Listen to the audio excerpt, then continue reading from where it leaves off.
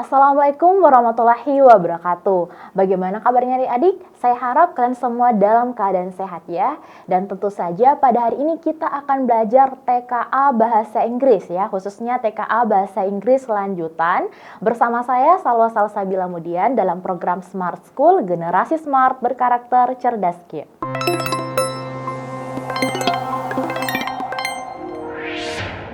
Ya, dalam mempersiapkan ujian Ya, tentu saja ada dua ya. Ada pertama adalah TKA Bahasa Inggris wajib dan yang kedua adalah TKA Bahasa Inggris lanjutan.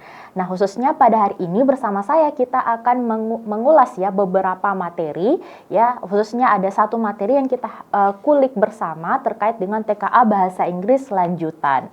Ya, TKA Bahasa Inggris lanjutan ini ada beberapa teks ya yang mesti teman-teman kuasai dengan baik. Yang pertama adalah ada hortatory exposition, kemudian ada discussion text, dan yang kemudian adalah analytical exposition ya, analytical exposition, hortatory, dan discussion text. Jadi ketiga teks ini harus teman-teman mahir ya menguasai teksnya ya ketika kalian mengerjakan soal TKA Bahasa Inggris lanjutan. Ya, yang pertama ya, materi sebelumnya kita sudah mempelajari terkait dengan hortatory exposition materi berikutnya kita akan mempelajari terkait dengan discussion text. Jadi, apa itu discussion text?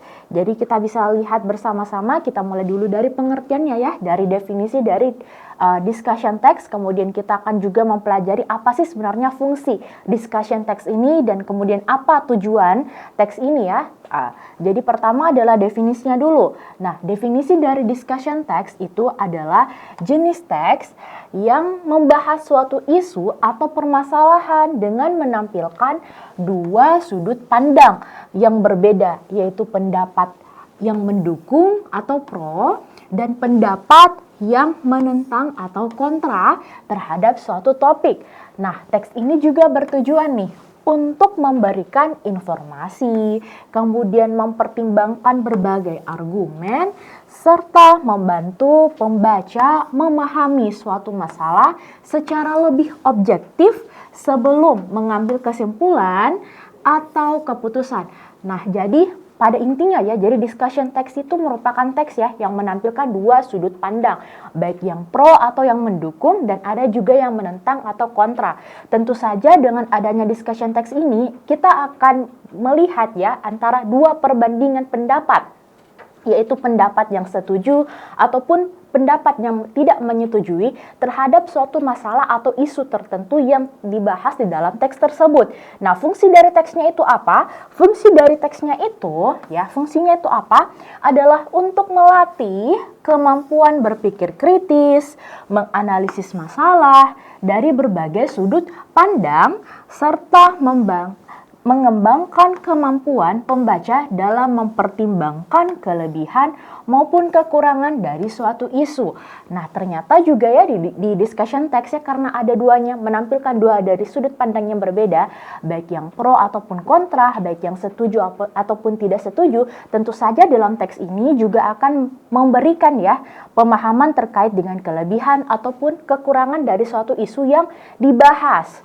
Ya, jadi itu adalah bentuk dari discussion text. Jadi pertemuan sebelumnya kita belajar tentang terkait dengan hortatory ya, hortatory text. Kemudian berikutnya kita mempelajari teks yang kedua adalah discussion text. Jadi kalau discussion text itu adalah di mana yang mendukung ataupun yang tidak mendukungnya atau menentang terhadap suatu topik permasalahan. Dan tujuannya apa? Tujuannya agar kalian dapat memahami suatu masalah secara lebih objektif sebelum kalian mengambil kesimpulan atau suatu keputusan. Yaitu dari definisi dulu ya, dari definisi, kemudian tujuan dari teks, kemudian juga ada fungsi dari teks itu sendiri. Nah, biasanya discussion text ini dapat kalian temukan di mana? Dapat kalian temukan di dalam artikel-artikel ataupun dalam forum-forum diskusi. Nah, jadi itu kalian bisa menemukan ya bentuk dari discussion text. Nah, berikutnya. Nah, ternyata dalam teks discussion text juga ada namanya language features. Jadi apa itu artinya language features? Itu artinya adalah unsur ya atau kebahasaan. Ya, atau aspek kebahasaan dari discussion text itu sendiri. Nah, kita mulai dari unsur kebahasaan yang pertama. yaitu terkait dengan simple present tense. Nah, saya yakin nih teman-teman sudah sangat familiar ya, sudah pasti sangat familiar dengan bentuk tensi simple present tense. Jadi pertemuan sebelumnya yaitu hortatory text, kita juga membahas terkait dengan unsur kebahasaannya. Salah satunya adalah menggunakan bentuk simple present tense. Nah, ternyata di discussion text juga itu masih menggunakan bentuk simple present tense. Nah, apa tuh simple present tense? Bentuk tensi simple present tense yaitu kenapa dalam teks ini kita gunakan karena membahas fakta, opini, ataupun kondisi umum yang sering terjadi. Nah, ketika kita menggunakan kondisi umum yang sering terjadi, maka sudah pasti kita menggunakan bentuk tenses yang simple-simple saja, yaitu simple present tense. Bagaimana polanya? Polanya kalau seperti bentuk biasa itu cukup dengan subjek ditambah dengan bentuk kata kerja pertama. Jika subjeknya itu adalah she, he, dan it, maka bentuk kata kerja pertamanya kita tambahkan ya subjek ditambah verb one, s dan is ya, seperti itu. Kalau bentuknya subjeknya adalah she, he, ataupun it ya. Tapi kalau misalkan dia jamak, ya dia banyak orang atau ayu we they, maka cukup dengan subjek ditambah dengan bentuk kata kerja pertama. Itu kalau bentuk simple present tense ya. Nah, berikutnya ada juga yang disebut dengan connective linking words. Nah, apa itu connective linking words? Connective linking words yaitu di mana untuk menghubungkan ide, menunjukkan tambahan pendapat ataupun pertentangan nih atau suatu kesimpulan. Nah, connective linking words yaitu di mana kalian harus menghubungkan antar argumen yang satu dengan argumen yang lain. Maka di sini ada fungsi kebahasaan atau kata yang harus dibutuhkan ya untuk menghubungkan antar argumennya. Nah, biasanya itu ada kata firstly. Ya, pertama-tama argumen saya seperti ini. Kemudian juga ada kata apa selain firstly? Ada kata besides. Selain itu, ada juga kata on the other hand, ya. On the other hand. Ya. Terus apa lagi? Ada kata furthermore misalnya, ya. Jadi untuk menghubungkan antar satu argumen dengan argumen yang lain, kita membutuhkan ya linking words. Nah, connective linking words-nya itu seperti apa? Misalnya salah satunya adalah kata firstly, kemudian besides, on the other hand, ataupun furthermore. Ya, seperti itu kalau connective linking words. Nah, kemudian unsur kebahasaan lain apa? Unsur kebahasaan lain ada yang disebut dengan constructive conjunction. Nah, constructive conjunction ini apa fungsinya? Untuk menunjukkan perbedaan antara pendapat pro dan kontra. Nah, bagaimana nih caranya untuk membedakan kedua pendapat tersebut? Nah, otomatis kita menggunakan kata penghubung konstruktif. Seperti apa? Misalnya ada kata while. Sementara itu, ya, ada while. Kemudian misalnya adalah then, ya, kemudian, ya, seperti itu. Itu disebut dengan constructive conjunction atau kata hubung yang untuk membedakan antara pendapat yang pro dan yang kontra. Kemudian berikutnya, ya, setelah simple present tense, kemudian linking words, kemudian constructive conjunction, berikutnya adalah modal verbs. Nah, apa itu modal verbs?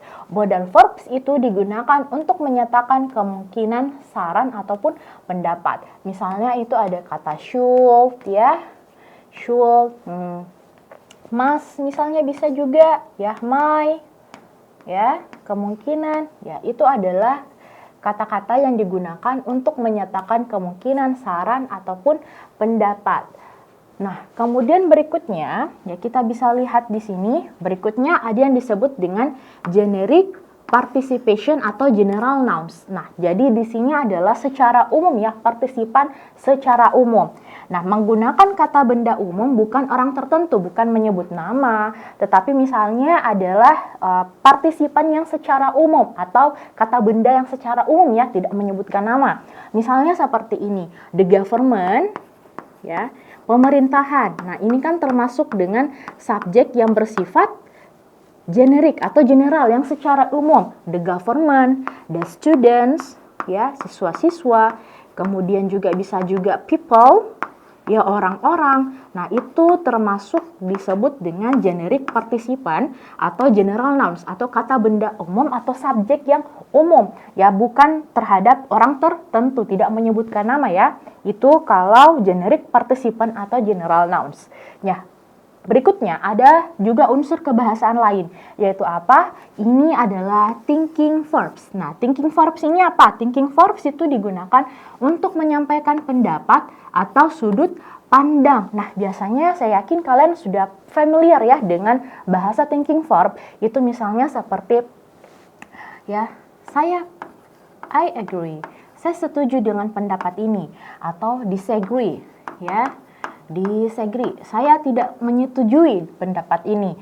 Terus misalnya apa lagi? Ada agree, disagree. Nah, bisa juga menggunakan kata believe, saya percaya, I believe that, saya percaya, ya.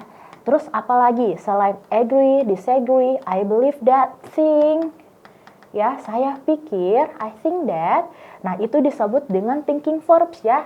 Salah satu contohnya adalah I agree, saya menyetujui nih, I disagree, saya tidak menyetujui, atau I believe that, saya percaya bahwa, ada juga I think, ya seperti itu. Nah, ini contoh-contoh tersebut adalah salah satu contoh yang termasuk thinking verbs. Jadi thinking verbs fungsinya untuk apa? Fungsinya untuk menyampaikan pendapat ataupun sudut pandang.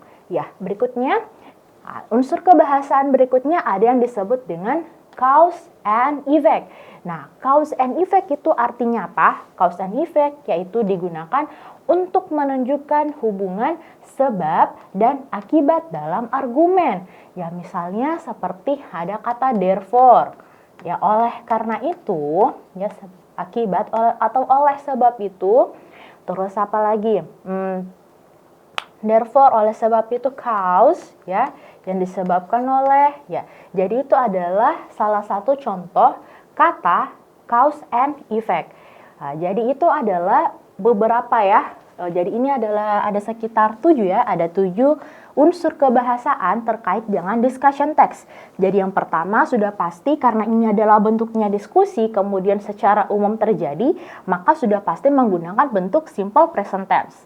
Ya, untuk menghubungkan antar satu argumen dengan argumen yang lain, kita pastinya menggunakan connective atau linking words. Seperti apa misalnya? Seperti firstly, besides, atau on the other hand. Kemudian bagaimana nih caranya untuk membedakan antar satu argumen yang setuju atau argumen yang tidak menyetujui topik tersebut. Nah, biasanya ada kata while ya yang disematkan gitu antara untuk membedakan antar satu pendapat dengan sudut pandang yang lain. Nah, ketika kita menyatakan discussion text, sudah pasti kita akan menggunakan modal verbs untuk menyatakan kemungkinan ya atau saran atau pendapat. Biasanya menggunakan kata should ya, should, must atau might. Nah, selain itu ya, dia sudah pasti ya kalau kita berbicara tentang discussion text, teks yang berdiskusi, kita tidak menyebutkan nama orang, tetapi secara general atau secara umum saja. Seperti misalkan the government ya atau pemerintahan, the institutions ya institusi, ataupun misalnya terkait dengan people ya, the people, bukan menyebutkan nama orang.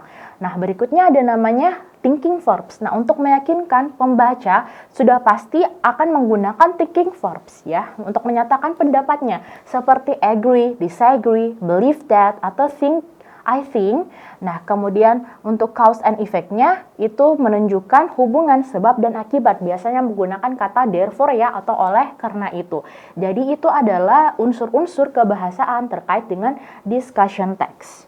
Oke, kita lanjut lagi ya.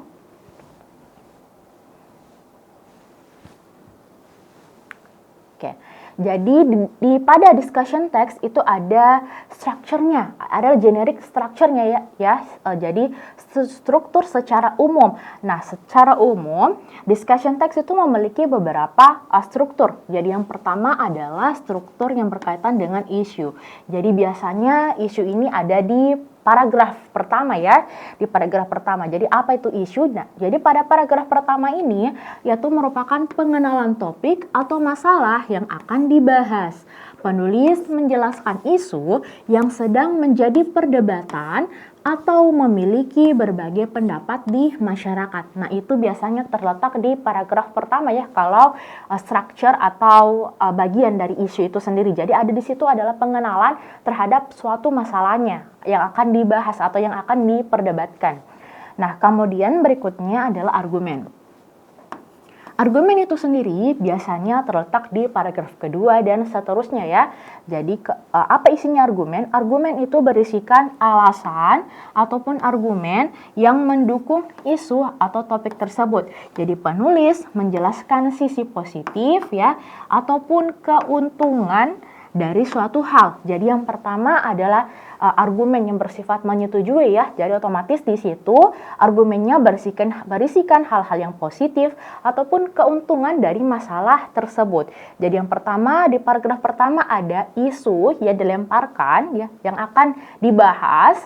Kemudian yang kedua di paragraf berikutnya ada argumen. Nah, argumen ini ada bagi dua ya karena discussion text ada yang menyetujui dan yang tidak menyetujui. Nah, yang di bagian argumen yang pertama ataupun biasa ditulis secara acak ya, itu biasanya berisikan tentang hal-hal yang sisi positif atau hal-hal yang bersifat keuntungan dari topik yang dibahas. Oke, jadi yang pertama isu, kemudian yang kedua adalah argumen. Nah, ya berikutnya adalah argumen against, yaitu adalah argumen yang menentang. Nah, ini berada di paragraf berikutnya lagi. Jadi tidak mutlak ya ada di paragraf kedua. Biasa saja argumen against ini ada di paragraf kedua. Kemudian arguments for atau argumen yang mendukung itu ada di paragraf ketiga. Jadi itu terserah penulisnya ya, dalam bentuk discussion text-nya itu terserah apakah argumen against-nya ini ada di paragraf kedua atau di paragraf berikutnya. Jadi itu tidak mutlak ya. Jadi argumen yang mendukung kemudian mendukung pertama, kemudian argumen yang tidak mendukung kedua, tidak harus seperti itu ya, bisa diacak. Nah, jadi argumen against itu apa isinya? Jadi argumen against itu berisikan alasan atau argumen yang menolak ya. Against itu artinya kan menolak ya, yang menolak atau tidak menyetujui terhadap suatu isu yang sedang dibahas. Jadi penulis menjelaskan sisi negatif ataupun kerugian dari topik yang sedang dibahas. Kemudian yang terakhir adalah conclusion. Nah, conclusion seperti artinya, jadi conclusion ini artinya adalah kesimpulan. Nah, jadi conclusion itu berisikan kesimpulan ataupun kesimpulan dari pembahasan. Jadi penulis dapat menyampaikan pendapat ya, menyampaikan pendapat akhir ataupun jalan tengah atau saran berdasarkan kedua dari sudut pandang yang telah dijelaskan. Jadi itu adalah beberapa generic structure dari discussion text. Jadi yang pertama adalah isu apa yang diperkenalkan, apa yang dibahas, kemudian juga ada pendapat yang mendukung ataupun yang tidak mendukung yang disebut dengan arguments for atau arguments against. Kemudian yang ketiga adalah terkait dengan conclusion atau kesimpulan ya yang menjadi jalan tengah atau saran ya berdasarkan kedua sudut pandang yang telah dipaparkan. Oke, does it clear? Clear ya. Jadi sudah kita membahas bersama-sama terkait generic structure. Berikutnya, nah kita akan melihat ya apa saja bagaimana nih bentuk-bentuk dari generic structure itu sendiri. Nah, contohnya seperti ini ya. Jadi contohnya ini terkait dengan ini ada beberapa paragraf ya di narasi teksnya. Jadi kita di sini bersama-sama menentukan terkait dengan generic structure-nya dulu. Ya, kita lihat di paragraf pertama. Paragraf pertama kita bisa melihat ya, Papua is known as one of the regions in Indonesia with vast forests, rich natural resource, and diverse culture. Jadi Papua adalah salah satu nih wilayah di Indonesia yang memiliki banyak hutan, kemudian juga penuh kekayaannya, alam-alamnya yang indah, kemudian dan berbagai kebudayaannya.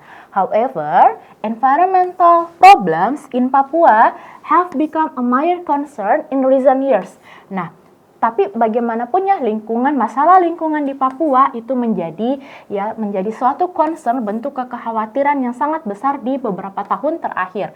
Deforestation, kemudian mining activities and illegal exploitation of natural resources have caused damage to forests and rivers. Jadi deforestation ini apa? Artinya adalah penebangan hutan atau pengundulan hutan ya. Jadi penebangan hutan, kemudian mining activities, ya, aktivitas and illegal exploitation of natural resource have caused damage to forests and rivers. Jadi karena adanya penebangan hutan, kemudian berbagai aktivitas penambangan, kemudian eksploitasi yang ilegal terhadap alam, ya, damage merusak hutan dan sungai.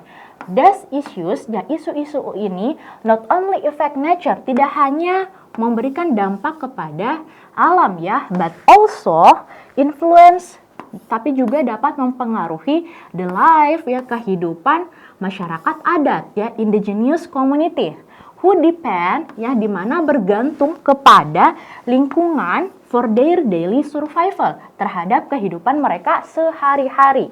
Jadi many people debate, jadi banyak nih orang-orang memperdebatkan whether development in Papua truly benefit society atau hanya or mainly advantages certain groups. Nah, jadi banyak nih orang-orang yang memperdebatkan, ya, bagaimana pengembangan di Papua itu apakah bermanfaat untuk semua orang atau hanya dapat menguntungkan beberapa orang saja atau certain groups, ya, untuk beberapa golongan tertentu saja.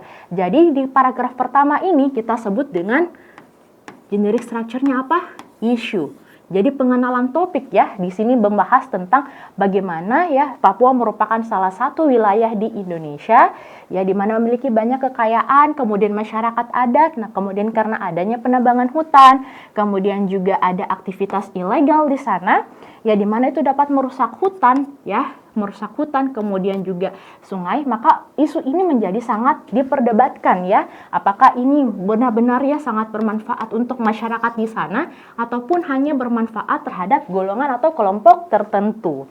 Itu di paragraf pertama terkait isu. Kemudian di paragraf kedua, ya, kita bisa lihat di paragraf kedua, environmental damage in Papua has created many negative impact. Nah, ternyata, ya, kerusakan lingkungan nih, ya, kerusakan. Jadi damage ini artinya adalah kerusakan, ya, kerusakan. Terus di sini environmental, lingkungan. Jadi, ya, kerusakan lingkungan di Papua yaitu menciptakan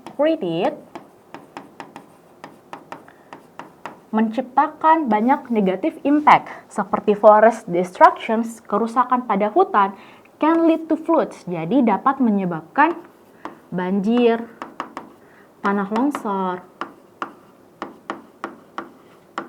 kemudian and loss of biodiversity, jadi kehilangan keanekaragaman.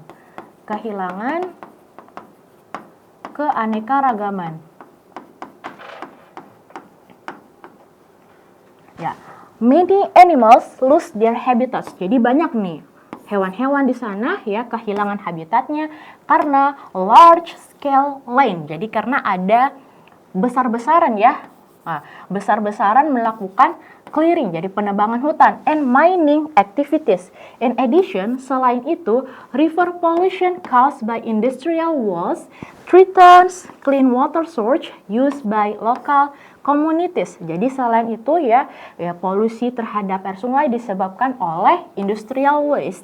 Jadi terhadap penambangan, ya, penambangan yang dimana threatens ini artinya adalah mengancam, ya. Threatens ini artinya adalah mengancam produksi air bersih atau sumber air bersih. Jadi source-nya artinya sumber, ya. Jadi sumber air bersih, ya, used by lokal, ya, di mana hal tersebut digunakan oleh masyarakat setempat. Ya, if these environmental problems continue, jika, ya, seandainya ini masih terus dilakukan, Papua may lose many of its natural resources that are important for future generation. Jadi di paragraf kedua di sini menyatakan apa? Tadi pertama isu, maka di sini ada arguments. Argumen apa yang dijelaskan di sini?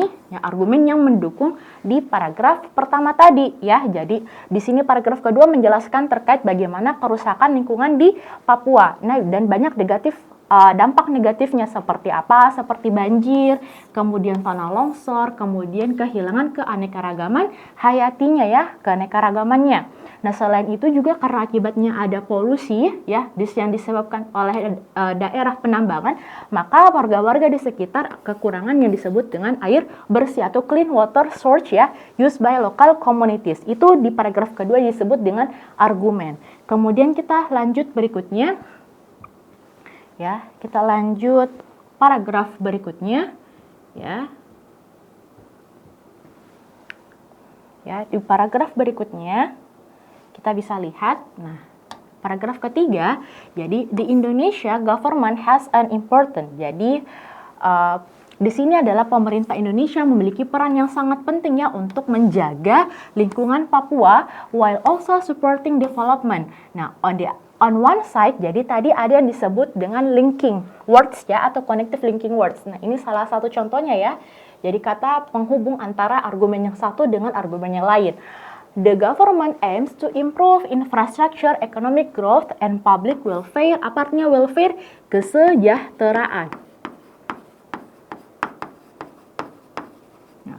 Roads, schools, and health facilities are built to increase the quality of life the people. Nah, ternyata nih pemerintah memainkan peran yang sangat penting ya dalam pengembangan di Papua itu. Nah, salah satunya adalah bertujuan untuk mengembangkan infrastruktur, kemudian perkembangan ekonomi dan public welfare atau kesejahteraan ya di Papua, seperti jalanan, sekolah, ataupun fasilitas kesehatan itu dibangun untuk meningkatkan kualitas kehidupan orang-orang di sana. Bagaimanapun, many people believe that environmental protection regulation are still not implemented effectively. Nah, tapi bagaimanapun ini kita dapat lagi linking words-nya ya, linking connective words-nya. Banyak orang-orang di sana percaya nih bahwa lingkungan ya, regulasi terkait dengan lingkungan are still not implemented atau tidak diimplementasikan secara efektif. Some companies continue exploiting natural resource without proper environmental responsibility. Nah, ini juga masih termasuk argumen. Ya, di paragraf ketiga juga ini masih termasuk argumen ya terkait dengan isu atau bagaimana peran pemerintah terhadap ya bagaimana menjaga lingkungan di Papua. Itu di paragraf ketiga. Nah, kita lanjut lagi di paragraf berikutnya. Nah, di paragraf keempat, another issue. Nah, another issue, ada kata another issue, berarti di sini juga masih berkaitan ya, masih berkaitan terkait dengan argumen ya. Argumen terhadap isunya yang sedang dibahas. Another issue relate to environmental problems in Papua is corruption. Nah, jadi ada isu lain nih yang terkait dengan lingkungannya, masalah lingkungan di Papua itu terkait dengan korupsi. Jadi beberapa orang mengargumentasikan nih. Jadi ada kata people. People di sini merujuk kepada apa? Generik apa? Jadi people, orang-orang secara umumnya tidak menyebutkan nama. Jadi some people argue, mengargumentasikan bahwa corruption research in management weakens environmental protection efforts, seperti illegal permits ya, illegal permits yaitu perizinannya secara ilegal, misuse of funds. Jadi di sini adalah penyalahgunaan ya, penyalahgunaan. Jadi misuse di sini artinya adalah penyalahgunaan uang, and lack of transparency atau kurangnya transparansi can allow environmental destruction to continue. Jadi di argumen ya, di paragraf keempat ini masih termasuk argumen. Kita lanjut lagi di paragraf berikutnya. Nah, di paragraf berikutnya kita lihat di paragraf kelima ya, terkait dengan indigenous community. Nah, indigenous community ini artinya adalah masyarakat adat. Nah, masyarakat adat di Papua are among the groups most affected by environmental damage. Jadi ternyata masyarakat adat di sana di Papua adalah kelompok ya yang sangat terdampak terkait dengan environmental damage atau kerusakan lingkungan di sana. Jadi many indigenous people, jadi banyak nih masyarakat adat depend on forest. Jadi mereka bergantung kepada hutan, kemudian kepada rivers, kemudian natural resource untuk makan, kemudian culture dan traditional livelihood livelihoods ya. Ya, the forests are destroyed, our land is taken for industrial projects, their way of life is threatened. Apa artinya threatened? Threatened ini adalah jadi lemah ya, jadi kurang. In some cases, indigenous communities feel that their voices are not fully heard and development decisions. Therefore, many people believe that indigenous rights and environmental sustainability should be protected together. Jadi di paragraf kelima juga masih terkait dengan argumen bagaimana masyarakat adat ya, indigenous community menghadapi yang disebut dengan kerusakan lingkungan di sana. Jadi paragraf kelima ini masih terkait dengan argumen ya. Kita lanjut lagi di paragraf berikutnya ya, paragraf ke-6 ya. Jadi paragraf ke-6, nah in conclusion, berarti di sini adalah termasuk dengan conclusion atau bagian dari kesimpulan di paragraf ke-6 ini. Jadi in conclusion, environmental issue in Papua involve ya, melibatkan. Involve ini artinya adalah melibatkan tidak hanya kepada alam, but also tapi juga sangat mempengaruhi terhadap pengaruh sosial, ekonomi, dan political problems. Nah, ini adalah conclusion. Jadi tadi ya, kalau misalkan discussion text itu ada 3 bagian. Yang pertama adalah issue, kemudian paragraf-paragraf berikutnya itu ada arguments for, yaitu argumen yang menyetujui ya, yang menyetujui isu yang sedang dibahas.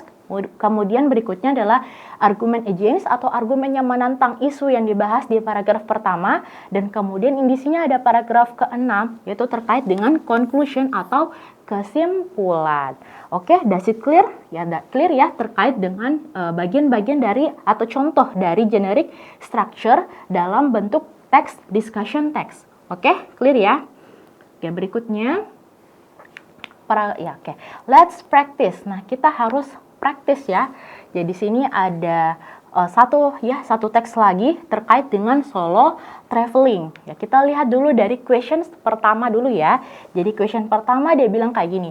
Based on the information given, which of the following statements are advantages of solo traveling? Jadi di mana nih pernyataan yang berkaitan dengan keuntungan dari solo traveling? Jadi tolong tuliskan atau tick ya. Tick the yes or no options for each statement.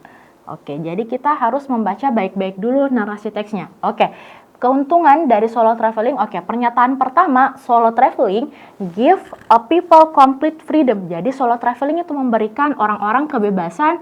Atau pernyataan berikutnya, jadi pernyataan berikutnya, solo traveling helps people meet new friends. Jadi solo traveling ini membantu ya orang-orang bisa bertemu teman baru. Jadi pernyataan berikutnya lagi, solo traveling always makes people feel lonely. Jadi solo traveling ini adalah selalu membuat orang-orang merasa kesepian. Dan pernyataan berikutnya lagi, solo traveling helps people manage their budget. Jadi solo traveling ini membantu ya orang-orang bisa mengatur budget mereka.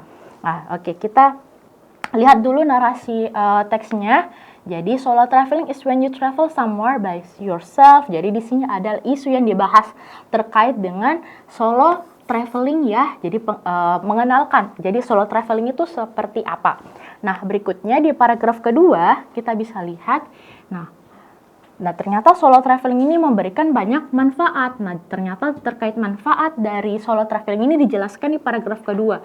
Jadi memberikan banyak manfaat. Salah satunya adalah you can choose exactly what you want to do when and where you want to do it without needing to compromise. Jadi kamu bisa ya, salah satu keuntungannya kamu bisa melakukan apa yang kamu mau. Kemudian selain itu, you get complete freedom. Jadi kamu bisa merasa bebas nih.